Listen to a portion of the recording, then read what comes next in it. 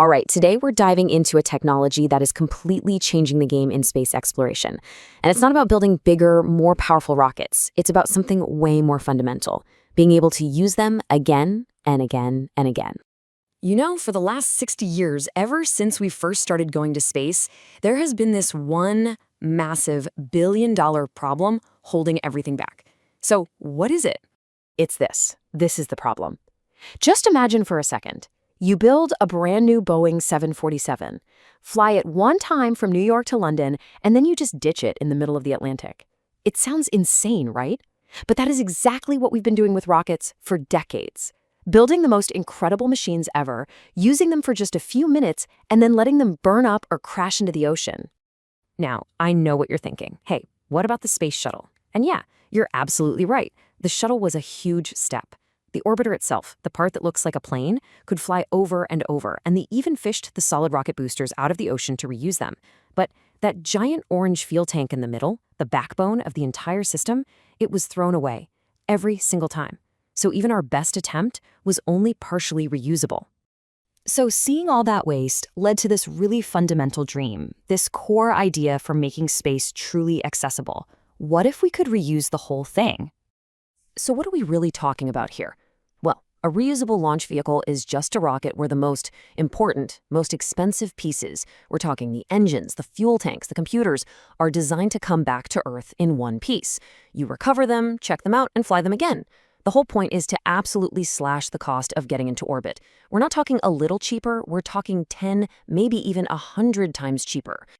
Okay, but here's the catch, and it is a big one. Making a rocket reusable isn't free. It actually adds a ton of weight and complexity. You need extra strong structures, super smart computers to guide the landing, a heat shield to survive punching back through the atmosphere, and things like these grid fins to steer it on the way down.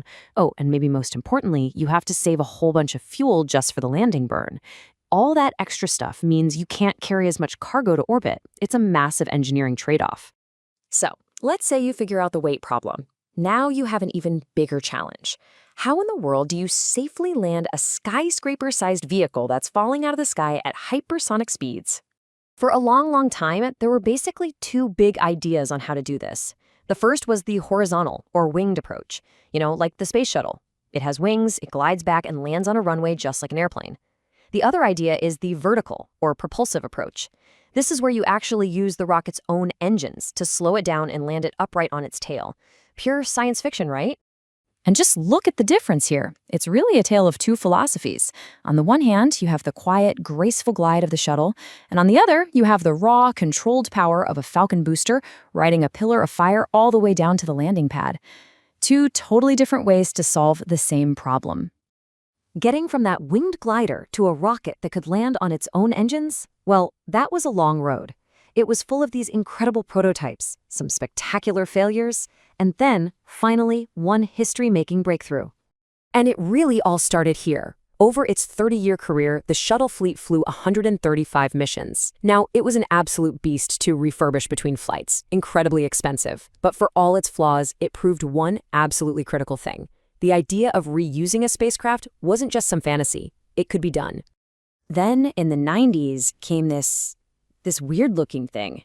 It's called the DCX. It never came close to going to space, but it did something that blew people's minds. It proved that the sci-fi concept of vertical takeoff and vertical landing actually worked. It could lift off, hover in the air, fly sideways, and then land gently right back where it started. This was the key experiment that showed propulsive landing was for real. So let's just trace that path real quick. In '81, the shuttle shows us that partial reusability is a thing. In the 90s, the DCX proves that the wild idea of landing a rocket on its tail might just work. Then in 2004, you have Spaceship One winning the X Prize, which totally lit a fire under the private space industry. And then, finally, in 2015, all those pieces came together. SpaceX successfully lands an orbital-class booster, a real one, big enough for orbit, for the first time in history. And that landing in 2015, it didn't just change the game. It basically ripped up the rulebook and started a whole new one. All of a sudden, every government and every company on the planet woke up and realized, oh, this is the future. It kicked off a brand new global space race. And just look at the field now. It's not just a two-country race anymore. In the US, you've got SpaceX out front, but you also have Blue Origin, Rocket Lab, and a bunch of startups hot on their heels. But it's not just an American thing. Europe is in. China has multiple companies working on it. India and Japan are developing their own versions too. Everybody is scrambling to catch up. And, this isn't just a plan for the distant future. It's happening as we speak. In fact, just this past November 2025, Blue Origin finally launched and landed its New Glenn booster, making them the second company ever to do it. The race is absolutely on. So, with this global competition heating up like crazy, where is all this headed? What's the next giant leap now that reusability is here to stay? Well, check out this number because it really tells the story. The Space Shuttle's main engines were absolute marvels of engineering, and the flight record for a single one was 19 missions. Pretty good, right?